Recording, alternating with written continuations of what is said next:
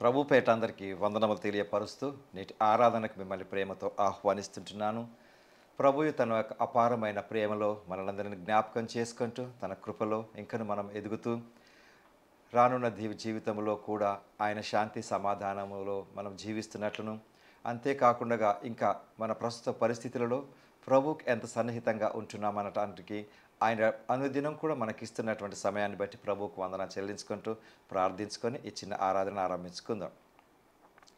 ప్రేమ కనికరము కలిగిన ప్రియ పరలోకపు తండ్రి, ఇంతవరకు మీరు మాతో మాట్లాడిన విధానమును బట్టి మీకు వందనములు చెల్లిస్తూ, ప్రభువా ప్రత్యేకంగా వాక్యమును మేము ధ్యానించనైంటుండగా మీ యొక్క పరలోక జ్ఞానం చేత దాన్ని ధ్యానించి అన్వయించుకొని దాని ప్రకారం జీవిస్తూ మీ అందు సమాధానం కలిగి జీవించే కృప అనుగ్రహించమని యేసు నామములో అడిగి వేడుకుంటున్నాను తండ్రి, ఆమెన్.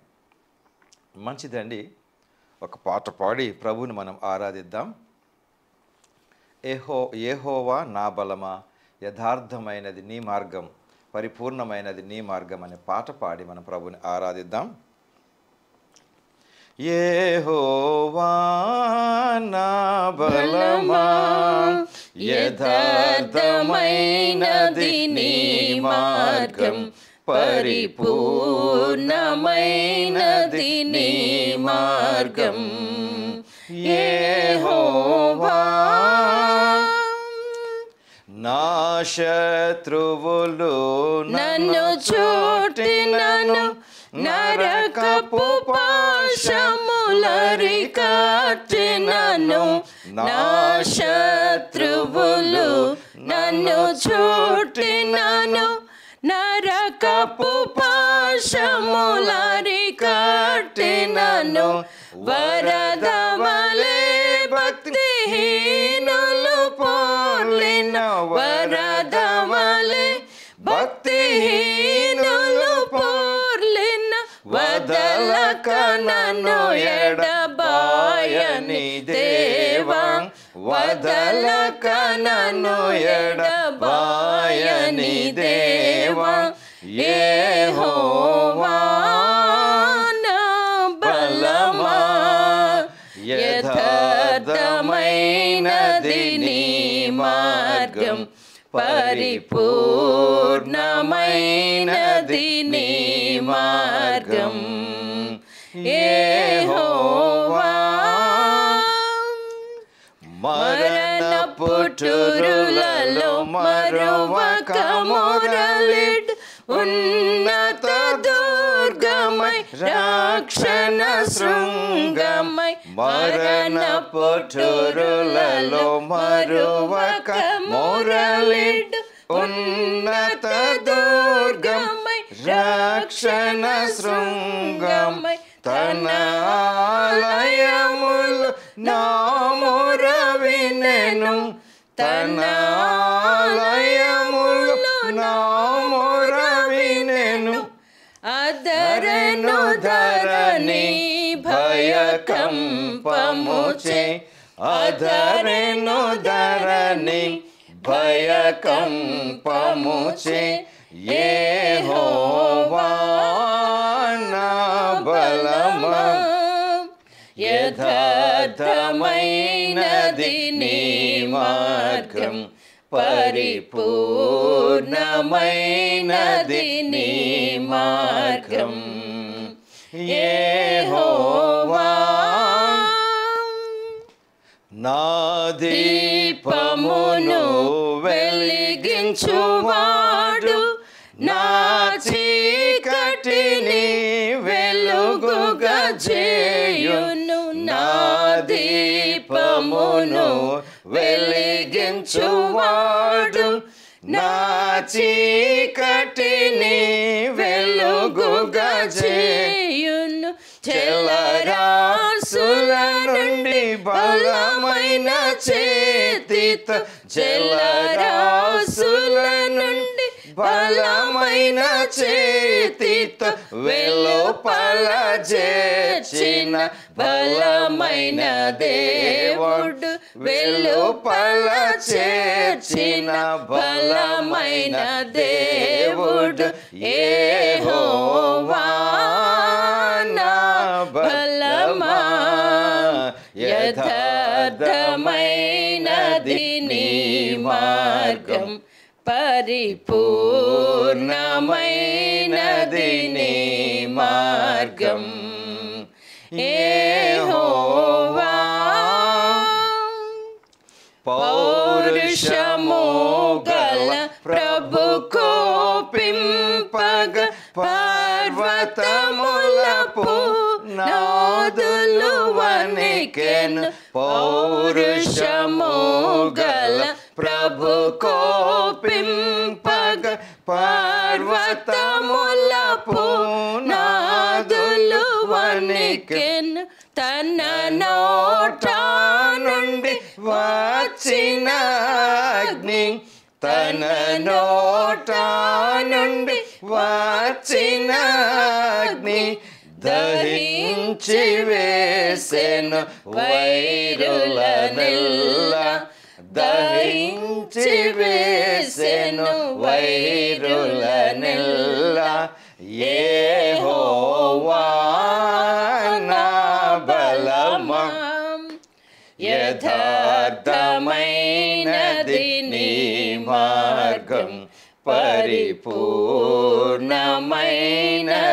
నీ మార్గం యెహోవా. ప్రియులారా, నేటి దినము మనం వాక్యములో చాలా వరకు అంటే పరిశుద్ధ గ్రంథములో నుండి నేనేం పొందుకుంటానా, నేను సంతోషంగా ఎలా ఉండటానికి అంటే నాకు కావలసినయే నేను వెతుకుతూ కోరుకుంటూ ఉంటుంటాను. ఎందుకంటే మెంబర్స్ సభ్యులు ఎవరైనా సరే ఆలయానికి వెళ్ళినప్పుడు లేదా చర్చికి వెళ్ళినప్పుడు లేదా ఏదైనా మీటింగ్లు జరుగుతున్నప్పుడు ఏం జరుగుతూ ఉంటుందంటే నా మనసులో ఏదో ఒకటి ఉండి దీని కొరకు ఏదో ఒక వాక్యము ద్వారా దేవుడు నాతో మాట్లాడతాడని అనుకుంటాం. ఓకే, అది కొంతవరకు. ఎందుకంటే మనం ఏదైనా షాప్కి వెళ్ళినప్పుడు నాకు ఈ ఐటెం అక్కడ దొరికితే బాగుండు అనుకొని వెళ్తాం, అక్కడ లేనప్పుడు మరో షాప్కి వెళ్తాం. అయితే ఇక్కడ కూడా అనుభవజ్ఞులు అంటే ఏంటంటే దేవుడితో సహవాసం కలిగి దేవుడి స్వరమును గ్రహించినటువంటి వ్యక్తులు పలికే మాటలు ఏంటి అంటే నేను అనుకున్నది దేవుడు నాకు ఎలా ఇస్తున్నాడో, కాకపోతే దేవుడు అనుకున్నది నేను తెలుసుకోగలుగుతున్నానా అన్నది పాయింట్ అండి. ఐ రిపీట్ అగైన్, నేనేదో ఒకటి అనుకొని పోయినాను, కానీ దేవుడు నాకు అది ఇవ్వాలని అనుకోలేదు, ఎందుకంటే నాకు అది అక్కరలేదు. అప్పుడు ఆయన నాకు వేరేది ఇవ్వాలనుకున్నాడు. అదేంటో మరి నాకు తెలియదు కదా. అది తెలుసుకోవటం కొరకు దేవుడి యొక్క సహవాసంలో నేను ఉన్నప్పుడు అది మనకు అర్థమవుతుంది. ఉదాహరణకి యంగ్స్టర్స్ అంటే 10th క్లాస్ తర్వాత ఆ పరిస్థితులలో ఉన్నటువంటి అంటే ఆ యొక్క 10th క్లాస్ వరకు చదివినటువంటి స్టడీస్ని బట్టి I may be poor in mathematics, I may be poor in languages. అప్పుడు నేను ఇంటర్మీడియట్లో తీసుకునే సబ్జెక్ట్ ఏమవుతుందంటే అమ్మో నాకు మ్యాథమెటిక్స్ అంటేనే అక్కర్లేదు, ఏదో ఒకటి అని చెప్పి నేను ఇంటర్మీడియట్లో తీసుకునే అవకాశం నాకుంది. మరికొద్ది మంది నో ఐ వాంట్ దిస్ అని. ఒక్కొక్కసారి నా మనసులోని కోరిక నేనేదైతే అనుకుంటున్నానో నేను ఎంత ప్రయత్నం చేసినా అది నేను పొందుకోలేకపోవచ్చు. ఎందుకు? అది దేవుడి యొక్క ప్రణాళిక అయి ఉండకపోవచ్చు. కానీ ప్రతి దానిని కూడా ఏదైనా జరగకపోతే ఇది దేవుడి చిత్తం అని అనుకోవటానికి కూడా వీల్లేదు. కాబట్టి ఫ్రెండ్స్, నేనేది అనుకుంటున్నానో దానికంటే ముఖ్యంగా దేవుడు నా పట్ల ఏమనుకుంటున్నాడో నేను సంసిద్ధమై ఉన్నప్పుడు అది తప్పకుండా ఆ దాన్ని నేను అనుభవించగలను. మరి ముఖ్యంగా మానవులందరూ చూడండి, క్రీస్తుని అంగీకరించినాను, అంగీకరించలేదు, నాకు అసలు దేవుడే అక్కర్లేదు, ఎంత అనుకున్నా కూడా ప్రతి ఒక్కరు కూడా అనుకునేది ఏంటిది, కోరుకునేది ఏంటిదంటే ప్రశాంతత, శాంతి, నెమ్మది, సమాధానం. అవే కనుక ఉన్నట్లయితే నాకు అసలు ఏమీ విచారకరమైనటువంటి సందర్భాలే ఉండవు. కానీ మానవుడు ఈ సమాధానాన్ని పొందుకోకపోవటానికి కొన్ని ఆటంకాలు ఉంటాయి. అది నేను సమాధానం కావాలనుకుంటున్నాను, శాంతి కావాలనుకుంటున్నాను, నెమ్మది కావాలని అనుకుంటున్నాను, కానీ అది నేను పొందలేకపోతున్నాను అంటే కొన్ని కారణాలు ఉంటాయి. దాటిని ఆటంకాలు, అడ్డంకులు, ఇరుకులు లేదా బ్లాకేజెస్, సంథింగ్ ఈజ్ స్టాపింగ్ మీ.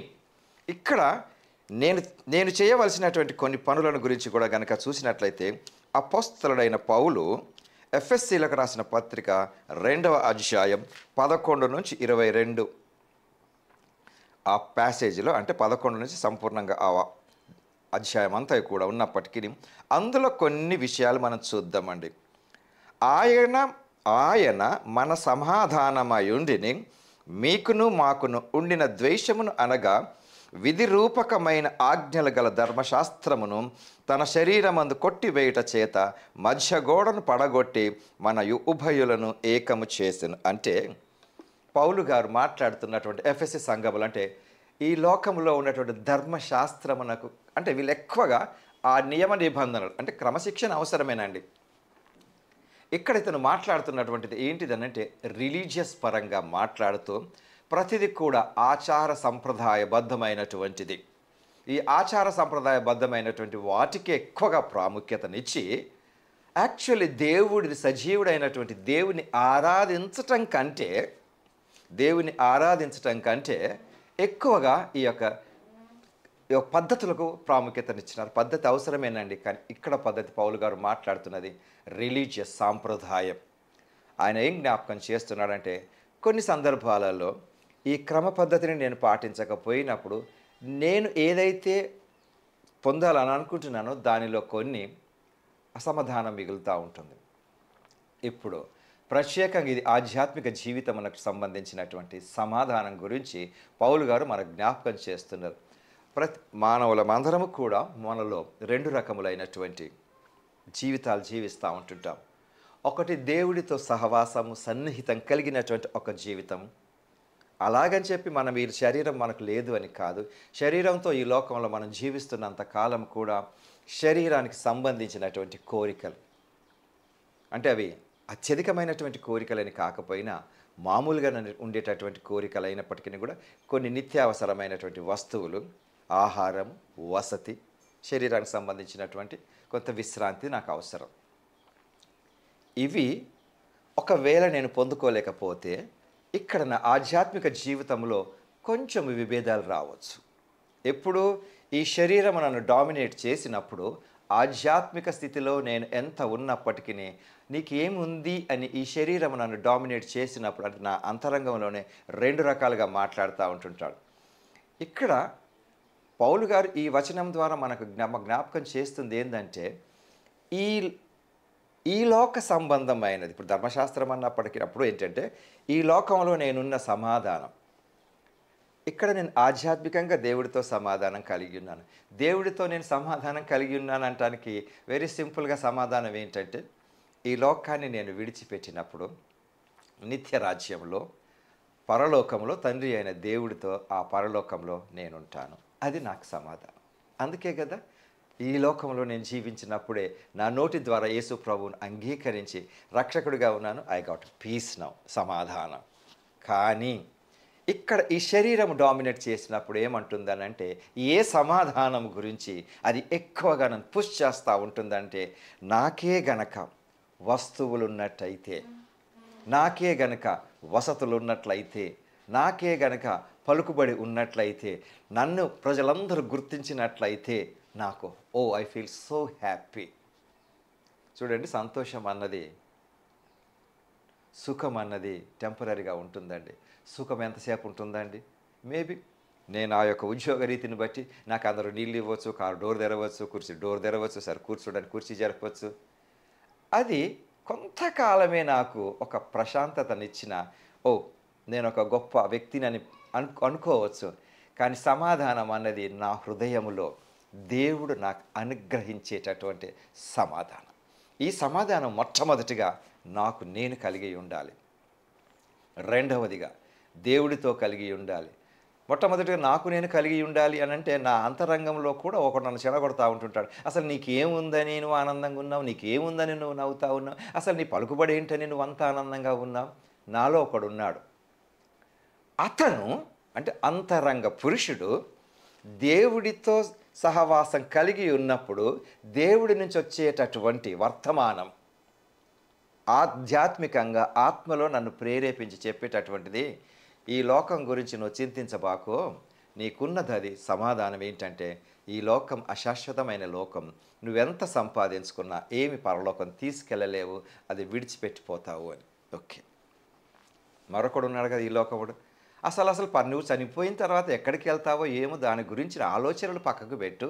ఈ శరీరంతో ఉన్నంత వరకే నువ్వు తినుము, సుఖించుము, తాగుము, సంతోషించు అని వాడంటూ ఉంటుంటాడు.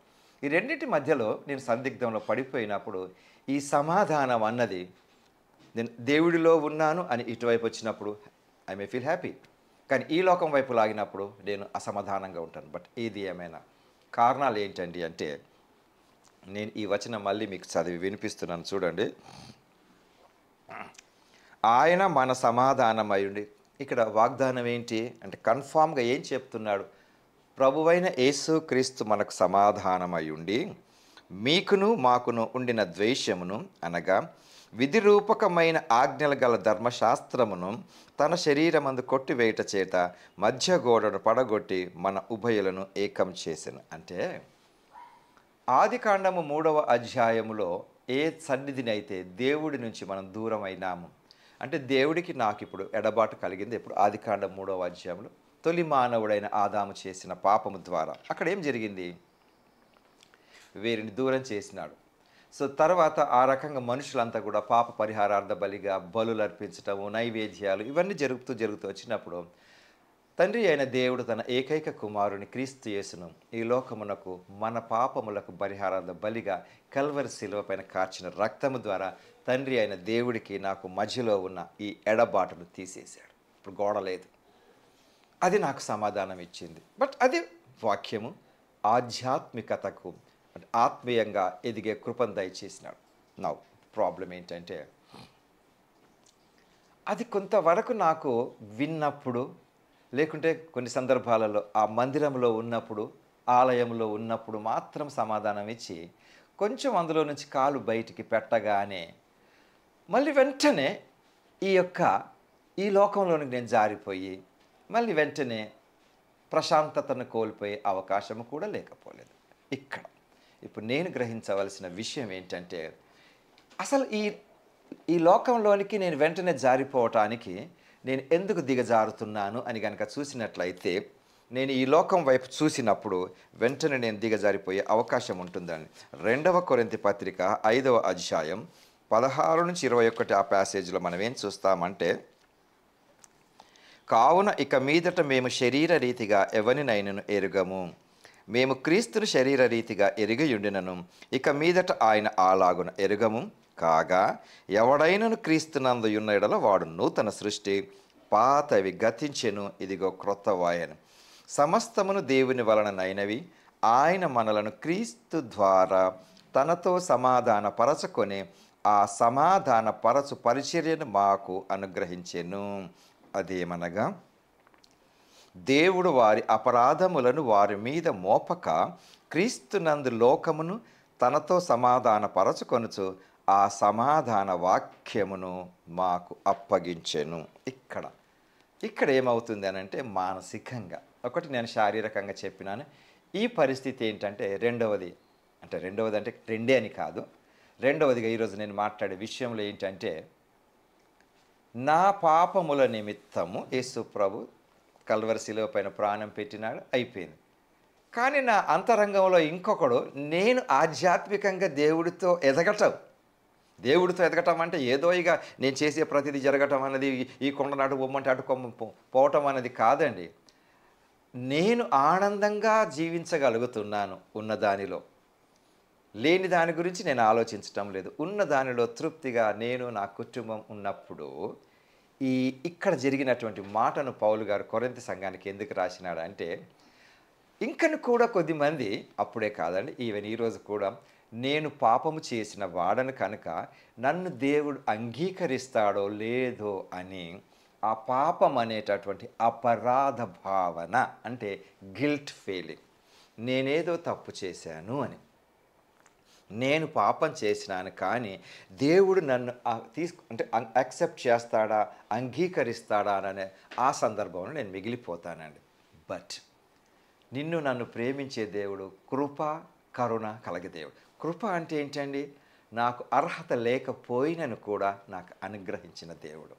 రిపీట్ అగైన్, కృప అంటే ఏంటంటే నాకు ఆ అర్హత లేదు, but still God gave me.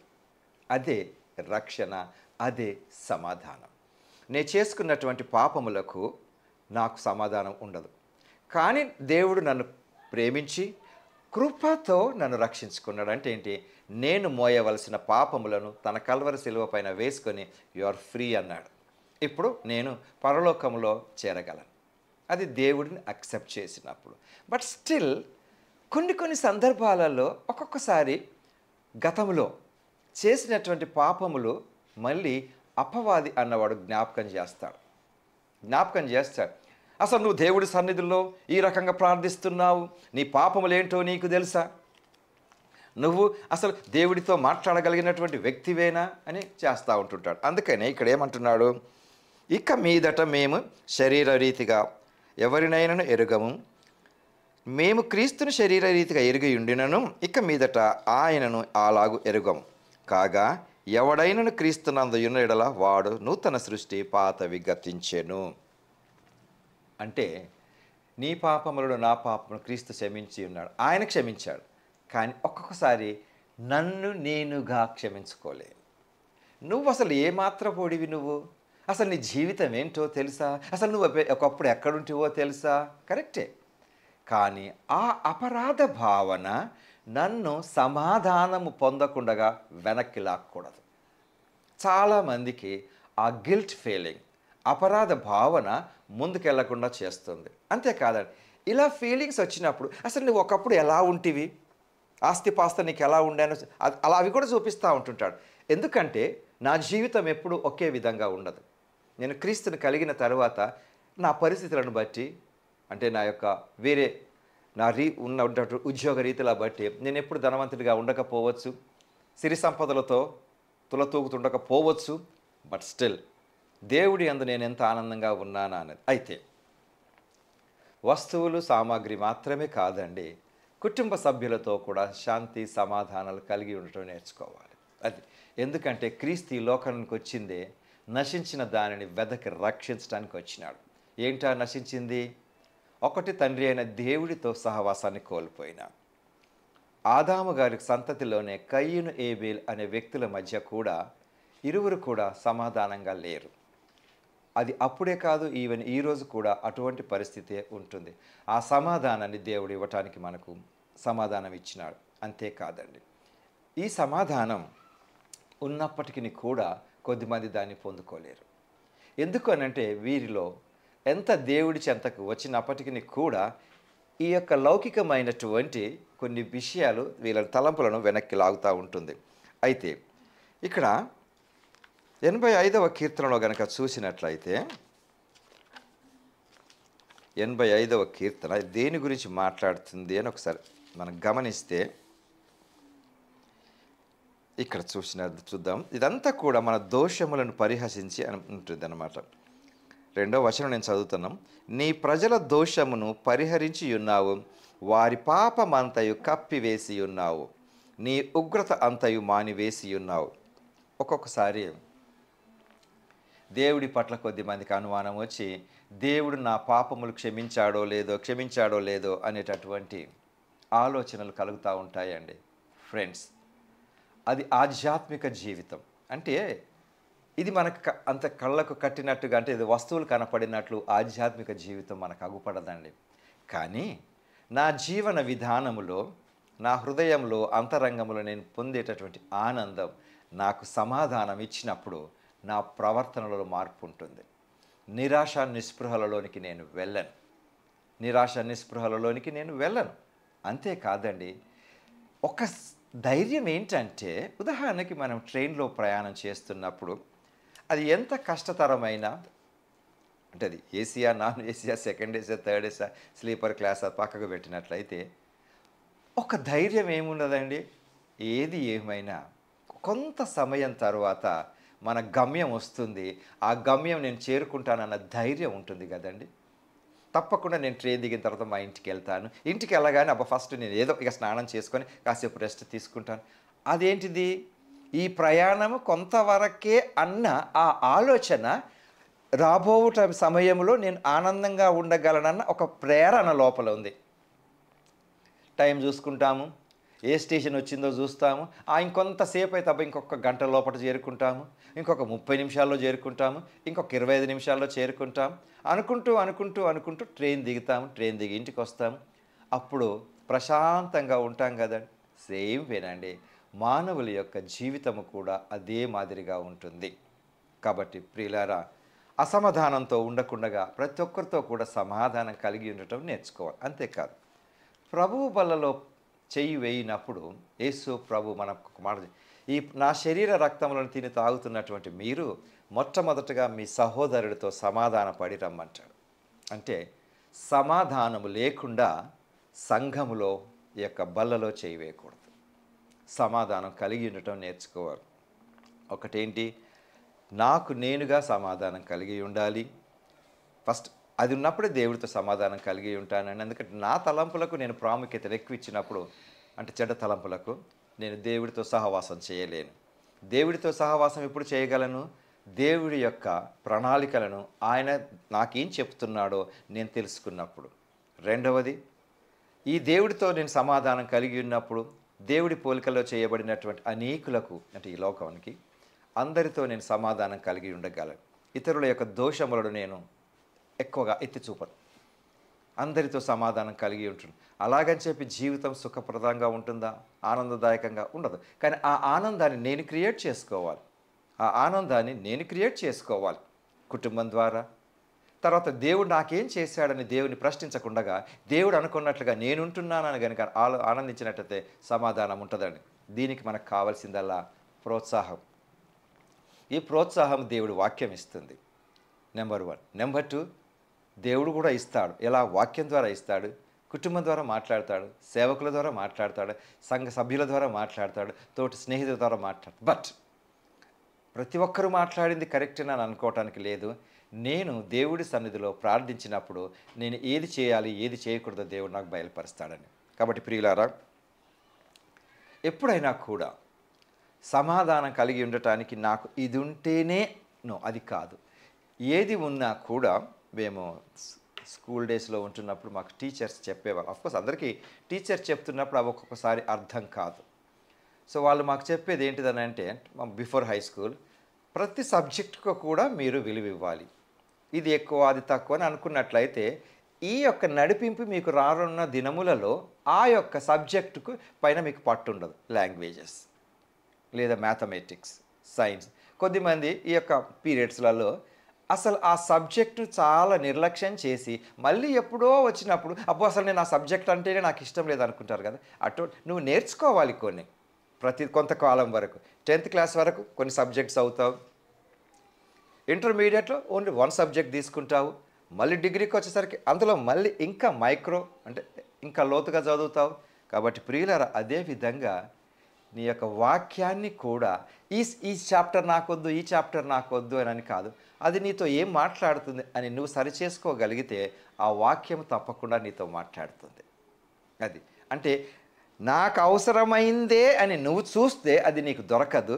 ఆ దొరికిందే నీకు అవసరం అనుకుంటే నువ్వు మారగలవు. మళ్ళీ చెప్తాను, నేను ఏదో వెతుకుతున్నానని బైబిల్ అంతా చదివినాక నేను అనుకున్నది దొరకలేదు. నువ్వు అనుకున్నది అందులో దొరకదు, దేవుడు అనుకున్నది నీకు దొరుకుతుంది. కానీ అది నేను ఎప్పుడైతే ఆ యొక్క నేత్రములతో, ఆత్మ నేత్రములతో చూస్తాను, అప్పుడు నాకు అది దొరుకుతుంది. కాబట్టి ప్రియులారా, ఈ సమాధానం అన్నది వస్తువుల నుంచి రాదండి, హోదా నుంచి రాదు. తర్వాత కొన్ని సందర్భాలలో కొద్దిమంది సమాధానంగా ఉండకపోవటానికి కారణం ఎప్పుడు వారు గతంలో ఉంటారు. ఆ రోజులలో అలా ఉంటుంది, ఈ రోజులు ఇలాగ అయిపోయింది, అది కూడా తప్పే. ఉండండి, దాని నుంచి కొన్ని లెసన్స్ నేర్చుకున్నాము, ముందుకు జాగ్రత్త పడతాము. మూడవది, నీ జీవితాన్ని మరొకరితో పోల్చుకోకు. ఇతరులతో పోల్చుకున్నప్పుడు దేవుడు నాకు ఇవ్వాల్సింది ఏంటో కూడా నాకు అర్థం కాదు. కాబట్టి ప్రియులారా, నన్ను నేను ఇతరులతో పోల్చుకోవడానికి బదులు దేవుడు నన్ను ఈ పోలికలు చేసినాడు, దేవుడి ప్రణాళికను సంపూర్ణం చేసుకుంటూ ఆయన ఆలోచన చొప్పున నేను ఆలోచించుకున్నప్పుడు, నడిచినప్పుడు తప్పకుండా నాకు సమాధానం కలుగుతుంది. నా సమాధానం ఇతరులకు కూడా సమాధానకరంగా ఉంటుంది. కాబట్టి సమాధానం నాకు నేను కలిగి ఉంటూ దేవుడు ఇచ్చేటటువంటి సమాధానాన్ని పొందుకుంటూ, కుటుంబ సభ్యులతో కూడా సమాధానం కలిగి, సంఘస్థులలో సమాధానం కలిగి, సమాజంలో సమాధానం కలిగి ఉండి ఎల్లప్పుడూ ఆనందిస్తూ, నా ఆనందం ద్వారా అనేకులు సంతోషించే కృప దేవుడు మనకు దయచేయునుగాక. ప్రార్థించుకుందాం. ప్రేమ కనికరం కలిగిన ప్రియ పరలోకపు తండ్రి, ఇంతవరకు మీరు మాతో మాట్లాడిన విధానమును బట్టి మీకు వందనాలు చెల్లించుకుంటూ, ప్రభు సమాధానం కలిగి జీవించే కృప మాకు దయచేయండి. మీరు మాకు ఇచ్చినటువంటి సమాధానమునే మేము కూడా కలిగి ఉంటూ మాకు మేము సమాధానం ప్రభు సమాధానం ద్వారా మీ యొక్క ప్రేమను అనేకులకు పంచే కృప అనుగ్రహించమని, మేము ఎల్లప్పుడూ శాంతి సమాధానము నెమ్మది ప్రశాంతత కలిగి ఉండే కృప చూపమని యేసు నామములో అడిగి వేడుకుంటున్నాను తండ్రి. ఆమెన్. మంచిదండి. తిరిగి కలుసుకొని పర్యంతం ప్రభు కృప మనకు తోడై ఉండును గాక. ఆమెన్.